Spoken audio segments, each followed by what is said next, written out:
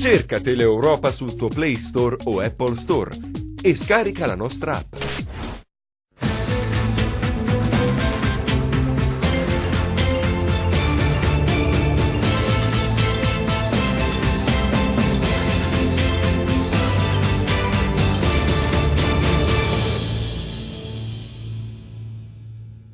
Questi sono gli ultimi giorni di campagna elettorale. Io non so che cosa è passato attraverso vari processi di comunicazione ai cittadini, che cosa hanno percepito riguardo ai temi dell'Europa, anche perché in alcune realtà si sono sovrapposti ai temi localistici, perché si vota per le amministrative. Ma l'Europea è una tappa importante, una tappa decisiva per il futuro. I candidati onestamente si stanno spendendo, anche perché le circoscrizioni sono abbastanza, come dire, ampie, e già percorrere tutta la Calabria non è cosa semplice. Poi in 30 giorni di campagna elettorale diventa difficilissimo mettere insieme Campania, la Puglia, la Basilicata, la Calabria, però vi vedo in forma, quindi vuol dire che le cose hanno funzionato, no?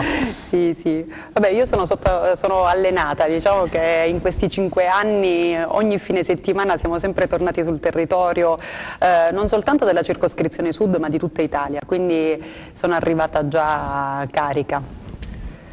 È dura? Non è semplice, però è una cosa in cui crediamo e che quindi bisogna fare con tutta la forza, l'energia e le idee. Senti, perché un albanese decide di candidarsi alle europee impugnando la bandiera del paese che la ospita, cioè l'Italia? Questa mi incuriosisce, te la devo chiedere. Certo. Allora, un italo-albanese decide di fare questo proprio iniziando dalle origini, dall'essere italo-albanese.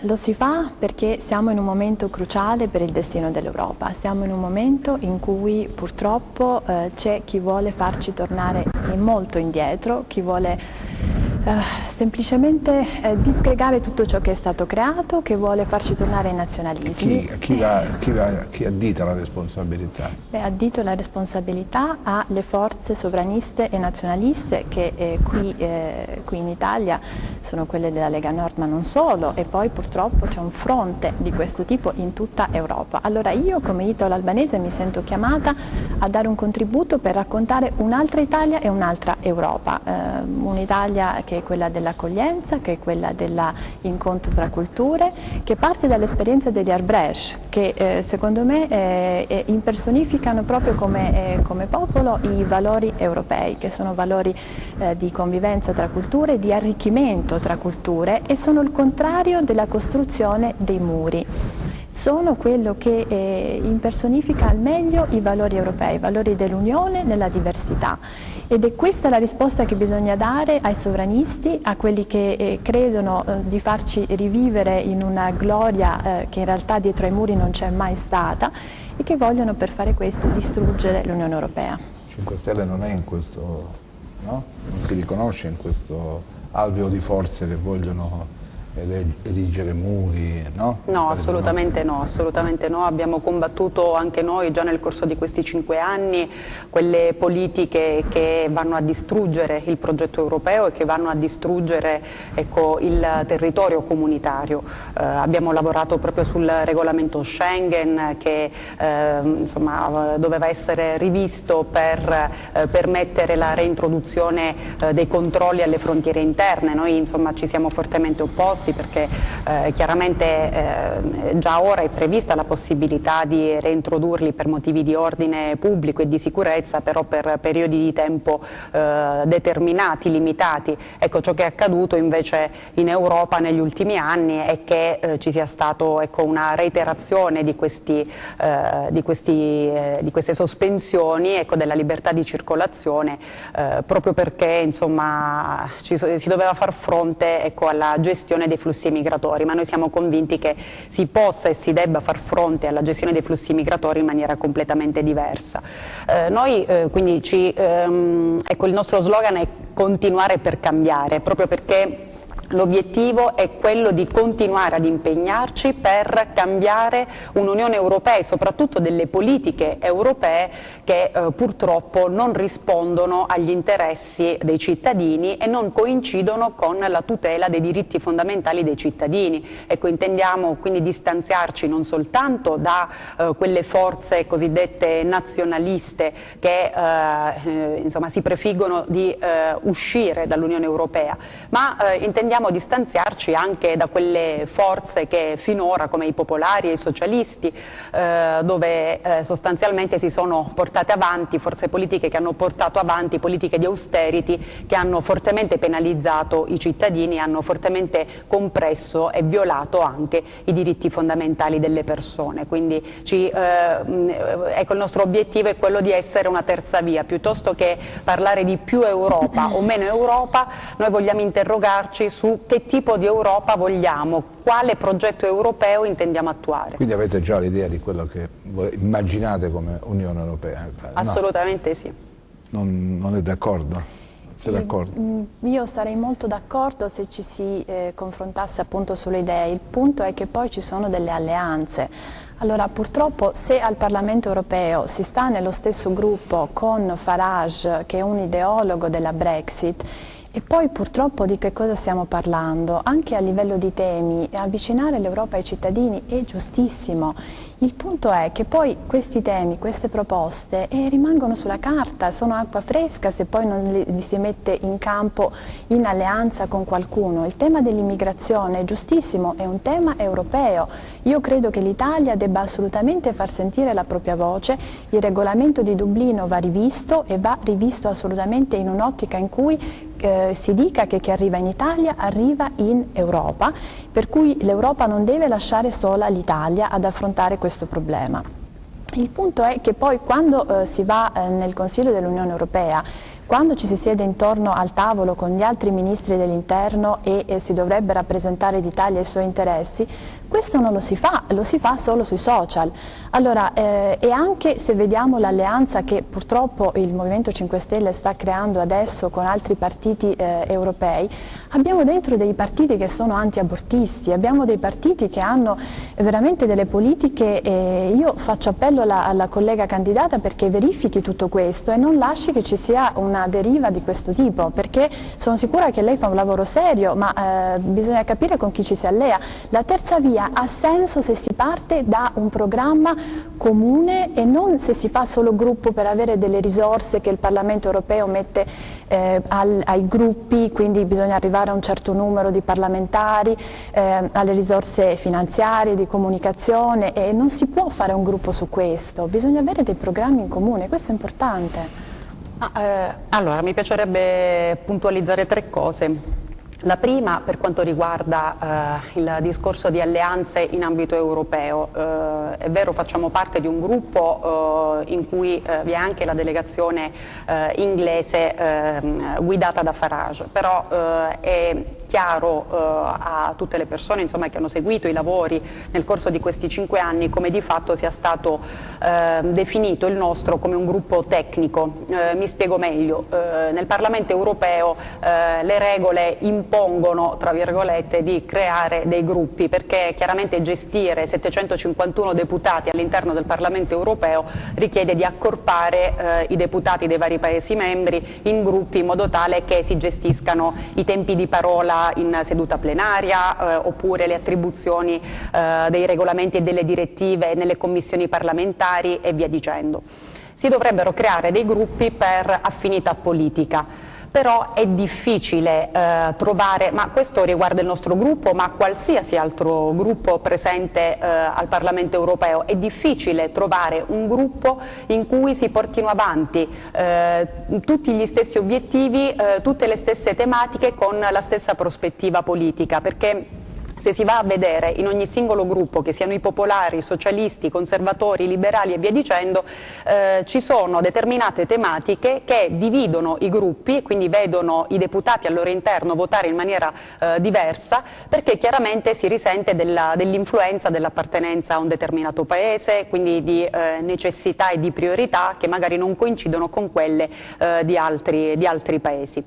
Detto questo, quindi il nostro è stato riconosciuto come un gruppo, per così dire, tecnico, perché andando a vedere, voglio dire, il lavoro che abbiamo fatto in questi 5 anni, c'erano delle votazioni profondamente difformi per ogni singola tematica, dall'ambiente all'economia, all'immigrazione, alla cooperazione giudiziaria, tant'è che per la prossima legislatura abbiamo già dichiarato che l'obiettivo è quello di creare un nuovo gruppo parlamentare in modo da collocarci, ripeto, come terza via.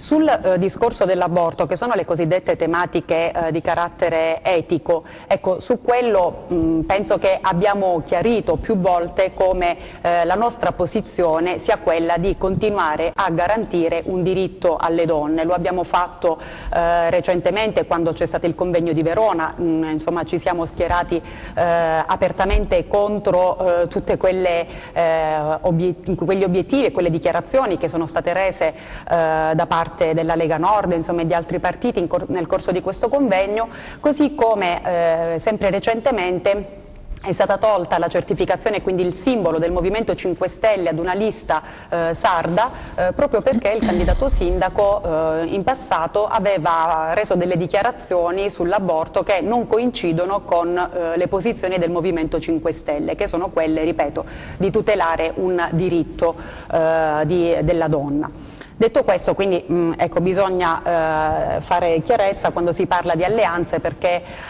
non è una questione di creare delle alleanze per ragioni di natura finanziaria, è semplicemente una richiesta, mettiamola così, del Parlamento europeo per lavorare in maniera più ordinata, cioè, e più dalle funzionale. esigenze di funzionalità. Di funzionalità, perché altrimenti gestire i tempi di parola di 751 deputati diventa difficile. Ma io sono convinta che sia funzionalità, perché poi appunto c'è un budget di comunicazione, c'è un finanziamento al gruppo, permette al gruppo di lavorare, anche al Movimento 5 Stelle, agli altri gruppi, di avere i loro spazi, il loro budget per fare il lavoro anche di arrivare ai loro elettori. Io lo capisco molto che è funzionale al fatto che comunichino, che arrivino, insomma tutto quello che è giusto fare.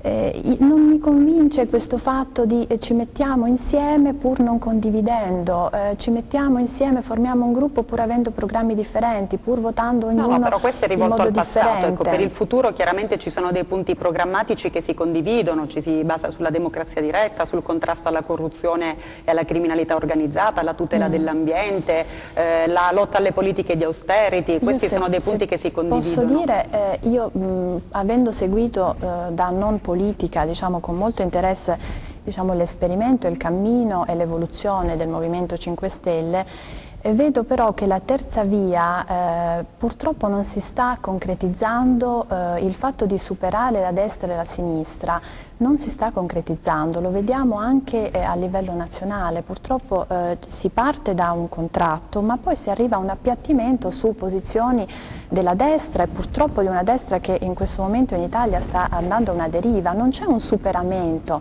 purtroppo c'è un inseguire. Io sto per esempio le posizioni che ha preso anche il responsabile politico del Movimento 5 Stelle negli ultimi giorni, in cui si sta differenziando dall'altro partner politico per quanto riguarda i temi dell'immigrazione, di una deriva xenofoba.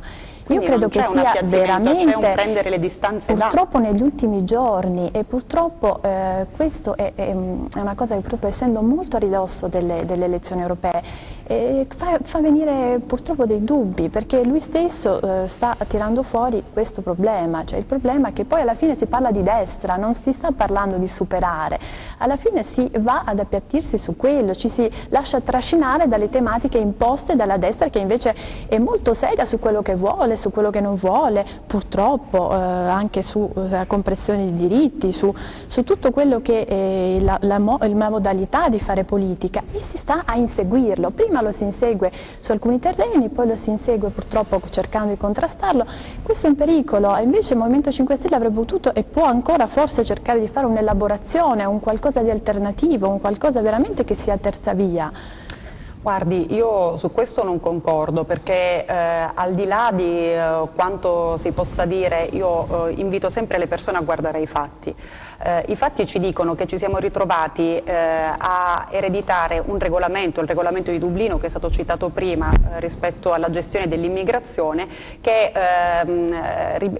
richiede, ecco, come regola che il primo paese di ingresso, nel momento in cui avviene uno sbarco, il primo paese di ingresso sia responsabile poi per l'esame delle domande di protezione internazionale. Questo regolamento di Dublino reca la firma del centrodestra e del centrosinistra, quindi si parte dal suo partito, dal PD, per arrivare a Forza Italia con avallo anche della stessa Lega Nord. Ciò che abbiamo fatto noi in questi 5 anni, anche io personalmente come relatrice di una serie di regolamenti e di direttive del sistema comune europeo di asilo, è stato quello di presentare una serie di emendamenti, ovvero di proposte di modifica al regolamento di Dublino e non solo a quello, per riscrivere sostanzialmente tutte le normative di gestione dei flussi migratori, perché se ci siamo ritrovati con una sproporzione di responsabilità, se ci siamo ritrovati con degli oneri in capo ai primi paesi di arrivo, ai primi paesi di ingresso, è chiaro che ci sono delle responsabilità politiche in capo ai socialisti, ai popolari e quindi anche al PD stesso, che oggi invece ci dice che vuole cambiare il regolamento di Dublino, cioè quello stesso regolamento che lui stesso ha scritto.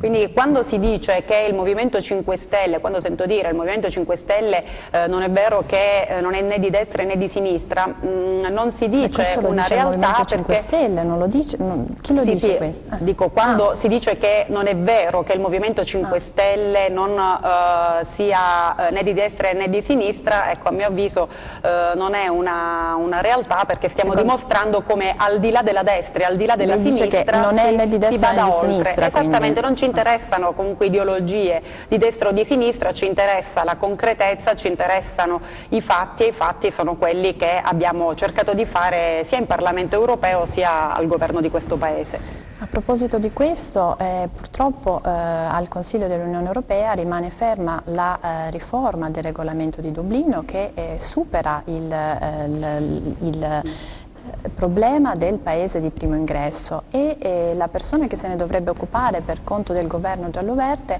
non si presenta lui in prima persona alle riunioni del Consiglio dell'Unione Europea, quindi il Ministro dell'Interno, che purtroppo ne parla ampiamente sui social e ne fa un suo cavallo di battaglia sul quale ha coalizzato molte persone, ha attirato l'attenzione, ha avuto moltissimi consensi, fa una battaglia su questo semplicemente prendendo ostaggio delle persone, dei naufraghi, tenendole dei giorni fermi su una nave e poi cercando di chiamare le cancellerie di mezza Europa per diciamo, dividere queste persone tra i vari paesi. Invece si lavora ai tavoli, ci si siede intorno con gli altri paesi e su quei tavoli si discute, e su quei tavoli si fanno valere le giustissime ragioni dell'Italia, che non vuole avere tutto il peso delle richieste di asilo di chi arriva qui solo perché è il paese di primo ingresso per ragioni geografiche.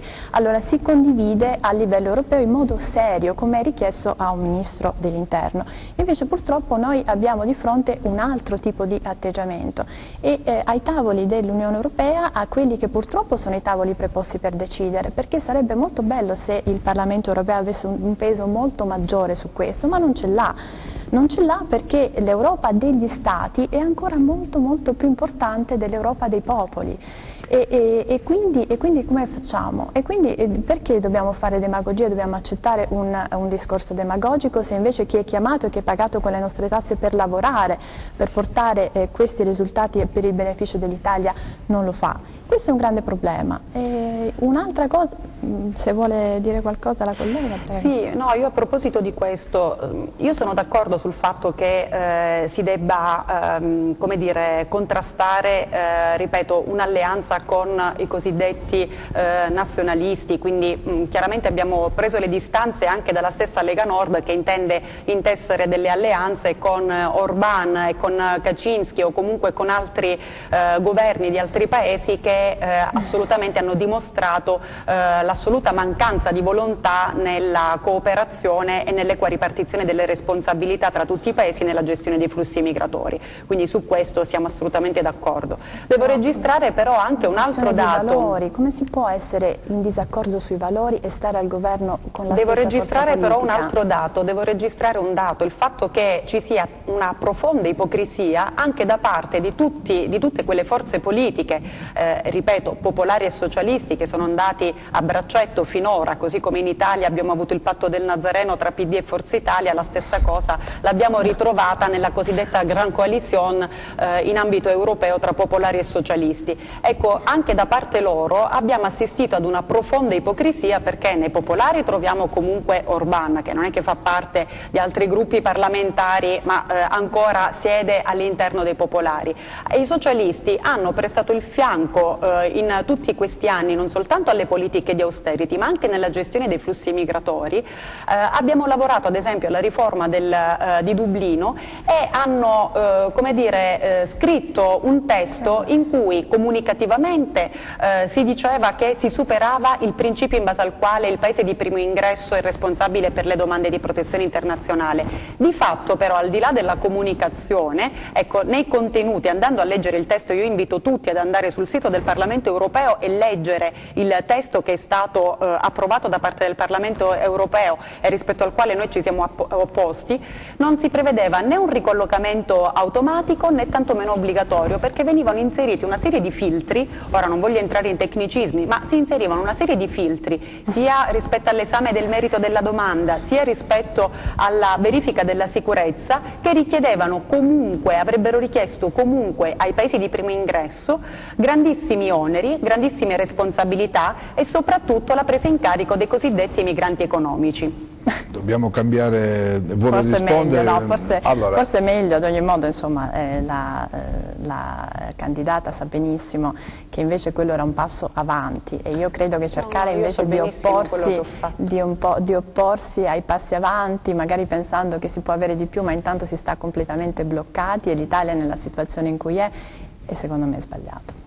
No, non è questione, è semplicemente che la riforma deve essere in meglio, non in peggio. Se non c'è un ricollocamento automatico ed obbligatorio, se si dà l'opportunità ai paesi dell'est di prendersi 5 anni di tempo per decidere se accogliere o meno dei migranti, purtroppo l'atteggiamento dei paesi dell'est è un grande problema. Sì, ma al di là di questo, ed è parte della internazionale sovranista dalla quale state purtroppo prendendo le distanze solo negli ultimi giorni, troppo a ridosso si denuncia a ridosso delle elezioni europee per europeisti. Essere veramente credibili. No, purtroppo. ma guardi, non è questione soltanto dei cosiddetti nazionalisti, ripeto, rispetto ai quali abbiamo preso le distanze, ma anche gli europeisti, il PD con Moscovici oppure Gozzi che si candida con Macron, questa cosa di Gozzi le sta molto a cuore, però guardi, ha tenuto i porti chiusi, lei siede a fianco di Farage che ha fatto la Brexit, lei mi sta dicendo che però siete completamente diversi. E poi fa questo ragionamento su Gozzi, però non è così. Gozzi invece si è candidato insieme, certo, lei sta seduta vicino a Farage e nello stesso gruppo prendete i fondi insieme, avete un...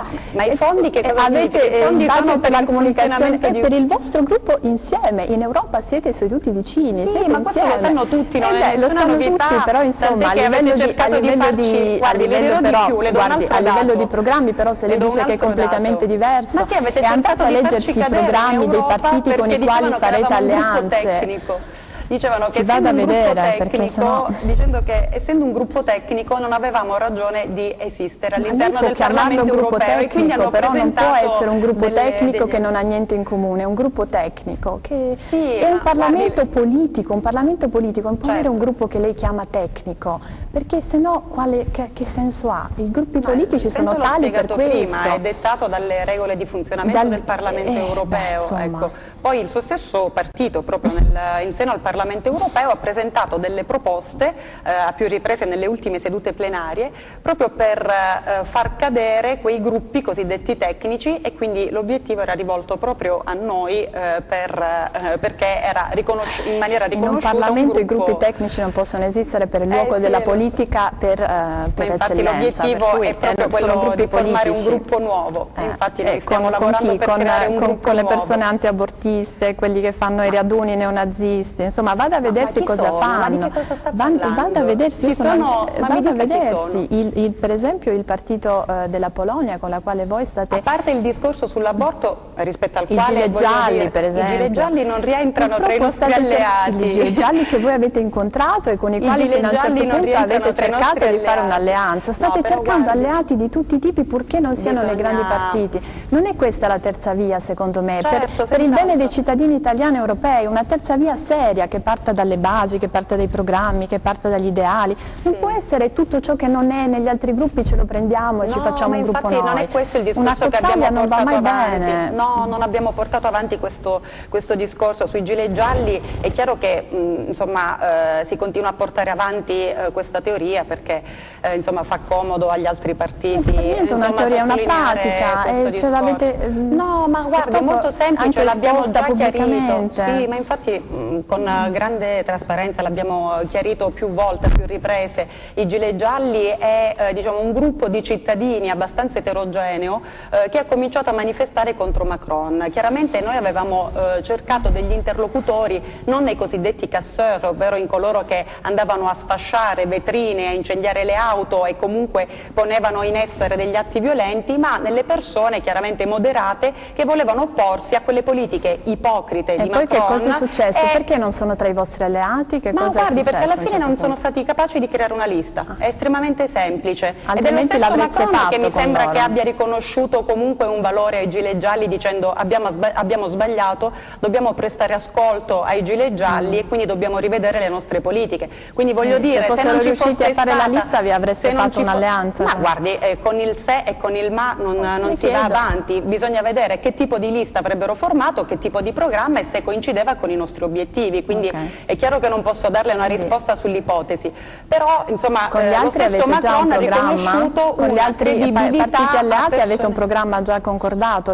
Sì, l'abbiamo già presentato e l'abbiamo esposto a Roma, l'abbiamo presentato in 10 punti e sono i punti che ho sintetizzato prima, cioè la lotta contro le politiche di austerity, avallata in passato da popolari e socialisti, la tutela dell'ambiente, la difesa della legalità, quindi il contrasto alla corruzione e alla criminalità organizzata, il contrasto ai paradisi fiscali, anche questo avallato da popolari e socialisti. Posso chiederle, quindi questi punti voi cercate, diciamo, li avete in comune, poi quello che questi gruppi fanno, per esempio, se diciamo si battono per posizioni anti-abortiste o di altro, mi sembra di aver detto qual è la nostra sono in comune, poi le stesse persone che votano con voi queste cose possono votare quello che vogliono su altri fronti di questo tipo di cui dicevamo. Come avviene nel suo gruppo, nel suo gruppo, perché anche nel suo gruppo ci sono chiaramente posizioni era solo per capire. Ma guardi, funziona così nel Parlamento europeo, come le dicevo, anche nel suo gruppo scoprirà che ci sono posizioni profondamente diverse su determinate tematiche. Va bene. Sulle tematiche cosiddette etiche scoprirà che anche nel suo gruppo ci sono posizioni difformi. Mando la pubblicità, ci vediamo tra poco.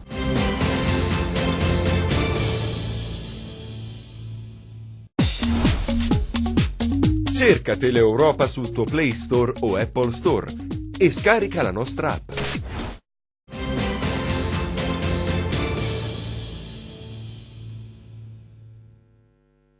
Bene, torniamo in diretta. Chi ha avuto modo di seguire la prima parte ha visto che vivacità che c'è, idee diverse di quelle che è l'attività politica all'interno di un contesto europeo che vede insieme le istanze di altri paesi, altri popoli, altre bandiere, altre storie culturali, politiche. Quanto è così, visto che c'era questo scambio veloce di opinioni, di idee, a quel punto, come dire, il conduttore, il giornalista responsabile di questa tavola rotante, di questo confronto, fa un passo indietro, perché come dire, quello che penso io la gente non è che freghi molto, quelli che invece devono rappresentarci nel Parlamento europeo è giusto che abbiano più tempo a disposizione per spiegare più cose ai nostri cittadini. Abbiamo parlato, gran parte del tempo è stato consumato dai temi dell'immigrazione, che sono temi fortemente sentiti, ma c'è un altro argomento principe che si coglie e penso l'abbiate colto anche incontrando i cittadini in questi giorni di campagna elettorale, quello legato all'occupazione. Cosa può fare l'Europa per aiutare i paesi dove l'indice di disoccupazione è altissimo.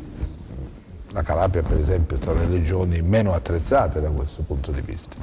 L'euro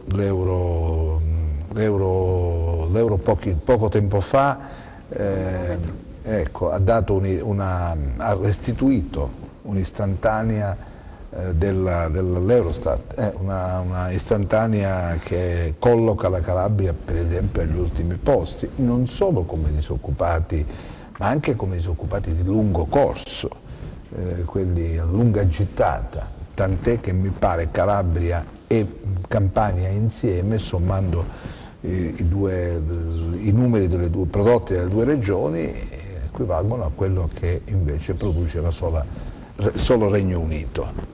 E allora è questo che bisogna spiegare ai cittadini, se nel vostro bagaglio di buone intenzioni c'è anche quello di ascoltare, cercare di contribuire, non so se incidere anche, no? In questa direzione. Guardi, certamente io in questo mese in cui ho fatto molti incontri nel sud, ho girato molto il sud, e l'ho fatto a partire dai piccoli borghi, dai piccoli comuni, la questione della disoccupazione, così come la questione l'altra che è quella dell'emigrazione, ma sono connesse, e quella dell'emigrazione dei giovani che non trovano lavoro è un'altra grave piaga che secondo me non è assolutamente vista, non è assolutamente sotto la lente della nostra attenzione quanto dovrebbe. Purtroppo ci concentriamo su altro, purtroppo abbiamo in questo Paese altri argomenti che distraggono l'attenzione delle persone da un problema serissimo che è quello del meridione e della disoccupazione. Allora io credo innanzitutto che bisogna ripensare a livello europeo il modo di porsi verso i lavoratori, un modo di porsi nel quale i lavoratori siano messi al centro. Le persone e i lavoratori devono essere visti con grande attenzione. Siamo in un contesto nel quale si parla di aggiustamenti quando magari una impresa va via, quando magari c'è un peso economico della globalizzazione che viene scaricato sui cittadini, ma concretamente quell'aggiustamento vuol dire che ci sono delle persone che rimangono senza lavoro. E quindi a livello europeo è l'Europa che deve occuparsene, l'Europa è l'Europa con al centro le persone. Allora io per esempio credo che avere un meccanismo che sostenga le persone che rimangono disoccupate a livello europeo sia una cosa assolutamente da sostenere e da promuovere, e il sussidio di disoccupazione europea è nel programma del Partito Democratico.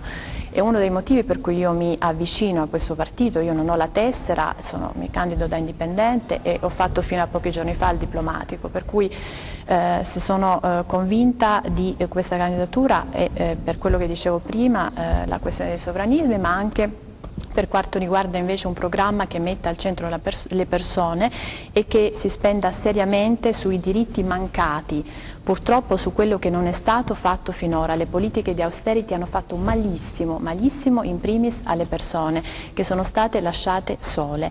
Per quanto riguarda la Calabria, io credo anche che la Calabria abbia bisogno di un piano industriale nuovo da rilanciare.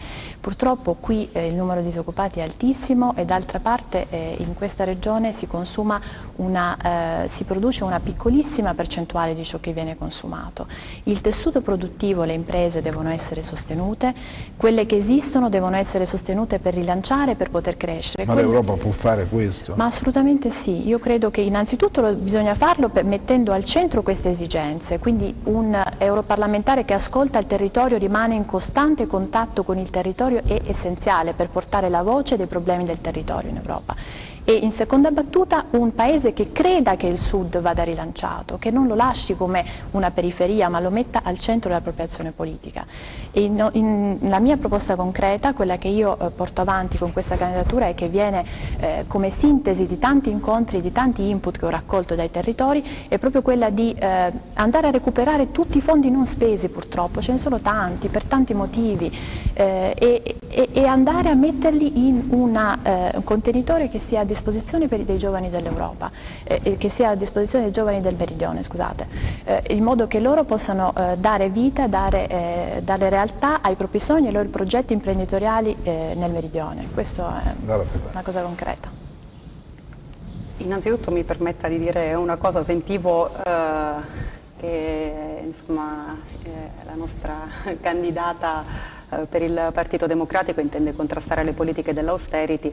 Capisco che forse non è tesserata, quindi forse non conosce quanto è stato fatto anche dal suo partito, insomma, in passato, ma il suo stesso partito ha avallato e ha richiesto proprio l'applicazione delle politiche di austerity a paesi come la Grecia, e lo ha anche chiesto a noi italiani, ma comunque vabbè, magari si sono pentiti, come ha fatto Juncker, che ha detto che il Partito Democratico abbia chiesto all'Europa di applicare austerity alla Grecia, proprio mi sembra una cosa che lei non può dire, ma no, proprio perché lei è esperta non lo può dire. Capisco che è una dialettica politica, ma non può arrivare a questo. E ma questo fanno parte dei socialisti, e i socialisti e i popolari, e ciò che hanno chiesto. Moscovici, che è venuto alla vostra campagna elettorale del PD invitato da un vostro candidato, è proprio chi continuava a voler imporre le politiche di austerity e che avrebbe voluto imporle anche all'Italia proprio in un recente passato, a dicembre, quando si negoziava la manovra finanziaria. Comunque al netto di questo, il Partito Democratico è quello che ha negoziato per avere più flessibilità per contrastare l'austerity. Quello è un altro discorso, non riguarda le politiche, assolutamente. Non riguarda le politiche di austerity, purtroppo quello che è successo con la Grecia è assolutamente da non ripetere. È da non ripetere, quindi ci auguriamo che si ravvedano sia i socialisti che i popolari. Detto questo, per quanto riguarda ciò che può fare l'Unione Europea per il Sud, dall'Unione Europea si può fare tanto, perché una cosa su cui punto molto è che il legame che intercorre tra territorio ed Unione Europea è molto stretto. Mi riferisco in particolare a tre cose che ci stanno molto a cuore. La prima è il punto del nostro programma relativo al salario minimo europeo. È una cosa che stiamo già portando avanti a livello nazionale, una proposta che è stata già incardinata al Senato per garantire quindi una paga minima oraria che non possa andare al di sotto dei 9 euro l'ora, e che vorremmo quindi riproporre anche in ambito europeo. Perché in ambito europeo? Perché in questo modo si evitano situazioni di cosiddetta concorrenza sleale. Se vi sono dei paesi all'interno dello stesso territorio comunitario che danno, diciamo, una paga oraria molto bassa, si verificano situazioni di delocalizzazione delle attività produttive, sfruttamento lavorativo, violazione dei diritti sociali, e quindi non si garantisce un'armonizzazione ed una omogeneità della tutela dei diritti dei lavoratori su tutto il territorio europeo. Quindi ecco, proprio per evitare, ripeto, queste situazioni di concorrenza sleale, un punto del nostro programma è il salario minimo europeo. Secondo punto molto importante: cosa può fare l'Unione Europea per il territorio, in particolare per il Sud? Si può fare tanto investendo nell'innovazione e nella ricerca. Anche questo è un altro punto del nostro programma. Oggi si parla, ecco, spesso quando si parla di intelligenza artificiale, della cosiddetta robot law, è come se si guardasse al futuro. Di fatto è già il presente, è un presente che impone una revisione del lavoro, una revisione delle opportunità lavorative e occupazionali, e che deve essere applicata in tutti i settori, anche nella stessa attività produttiva agricola o nella sanità o nel turismo. Ecco, ho citato dei settori chiaramente chiave per il nostro meridione. Quindi su questo va fatta un'attività di informazione e di formazione molto efficace, e bisogna lavorare in ambito europeo per fare in modo che ecco, si offrano delle opportunità ai nostri territori. E poi bisogna monitorare le politiche europee, perché purtroppo i nostri territori sono stati fortemente penalizzati da politiche europee che hanno, ecco, messo in ginocchio i piccoli e medi imprenditori, hanno messo in ginocchio gli agricoltori, hanno messo in ginocchio non soltanto quindi quelle potenzialità del nostro territorio, ma le nostre realtà produttive che rappresentano il nostro tessuto economico. Sì, non è d'accordo? No, non vorrei entrare nelle polemiche politiche, lascio alla collega. Allora, invece quello che vorrei dire è che è importantissimo che i diritti dei lavoratori siano un nucleo che non si può negoziare e che mette insieme tutti i paesi dell'Unione Europea, perché purtroppo se abbiamo da una parte dumping sociale, se abbiamo appunto il fatto che si possano prendere a lavorare delle persone non garantendo alcuni diritti oppure abbassando in modo eccessivo il salario, allora avremo le delocalizzazioni. Questo non si può, questo come Europa dobbiamo assolutamente, e questo è anche nel programma del Partito Democratico, cercare invece di fare il contrario, cercare di promuovere dappertutto i diritti dei lavoratori condivisi tra i paesi europei. Questo io credo che sia importantissimo. Ma c'è comunque una dotazione di risorse che arriva dall'Europa, no?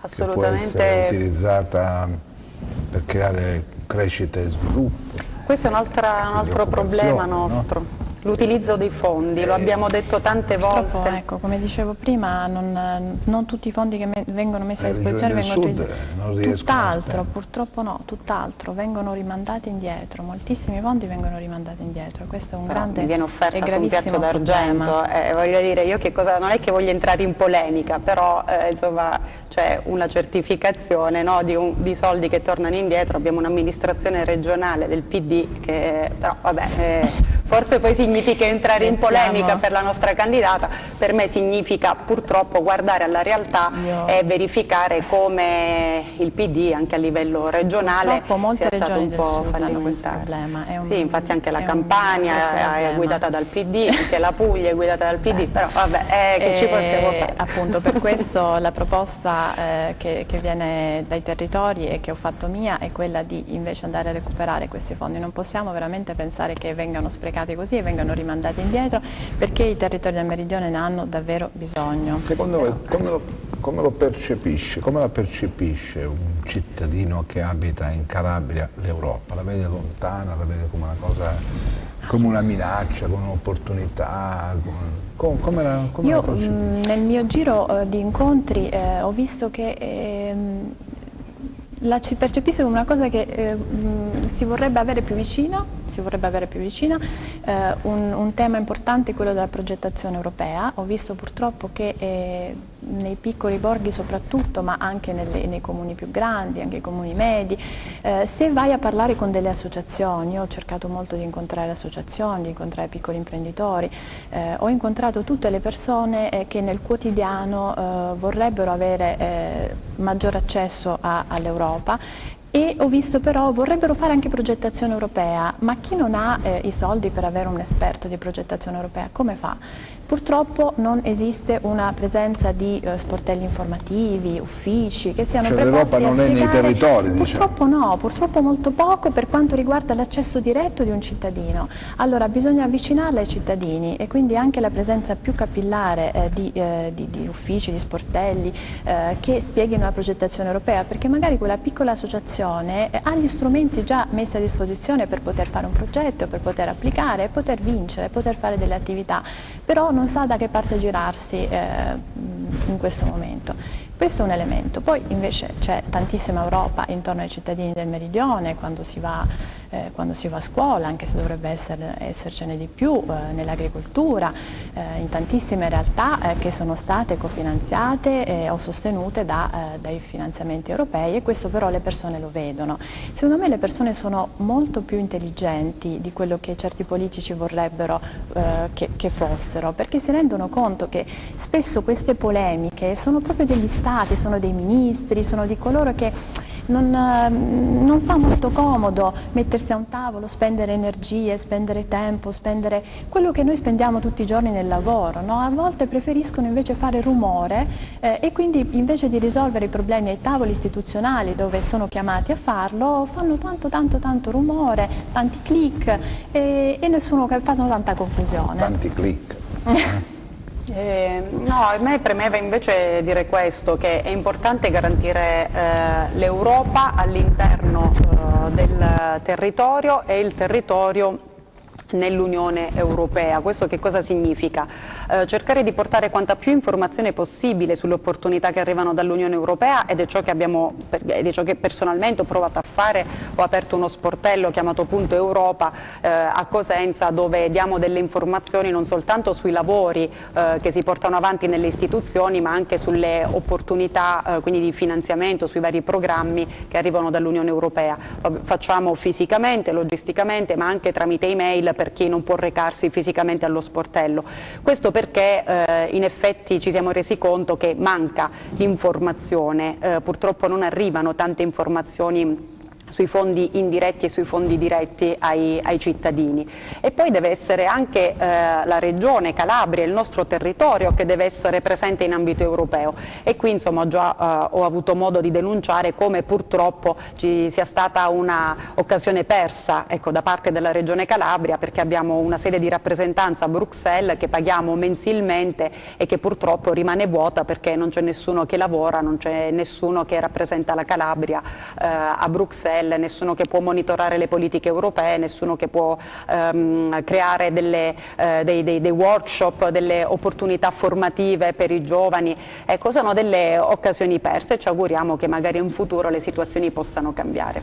Siamo proprio in chiusura, andiamo al messaggio, diciamo, rivolto ai cittadini, ai potenziali elettori, senza naturalmente fare riferimento squisitamente, no? Un messaggio che contenga l'idea, no? Che sta dentro al percorso politico.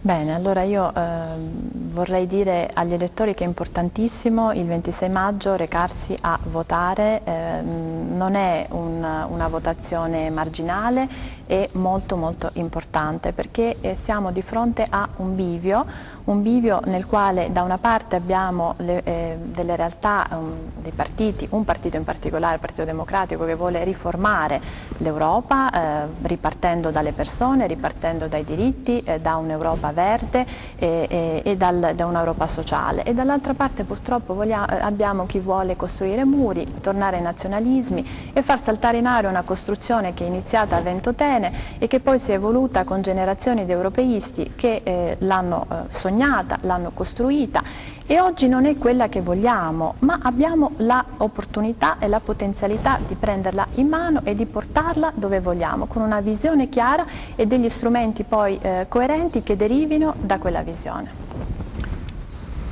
Il nostro motto è continuare per cambiare, quindi il nostro obiettivo è quello di continuare a lavorare, continuare ad impegnarci per portare un cambiamento anche a livello europeo. Un recente articolo del Sole 24 Ore ha certificato ancora una volta come il Movimento 5 Stelle sia stata la forza politica più produttiva all'interno del Parlamento europeo. Più produttiva significa più presente, che ha presentato più proposte. Siamo stati anche la forza politica più ambientalista all'interno del Parlamento europeo, quindi questo significa che abbiamo portato a casa già dei risultati e vogliamo continuare a lavorare per fare sempre meglio e per garantire la tutela degli interessi e dei diritti fondamentali dei cittadini. Quindi il mio invito è quello di essere presenti il prossimo 26 maggio, votare per scegliere i propri rappresentanti istituzionali. Io vi ringrazio per essere stati con me, vi auguro in bocca al lupo, viva il lupo naturalmente, e che possiate, come dire, vivere serenamente questa attesa del risultato, perché in fondo la politica è bello il confronto. Assolutamente sì, avere idee diverse va benissimo, purché si confronti, si dialoghi nel rispetto della persona, che è fondamentale. Assolutamente. Il resto non per conta, il bene delle persone, viene da sé. Grazie Grazie, tanto. arrivederci, ci vediamo domani.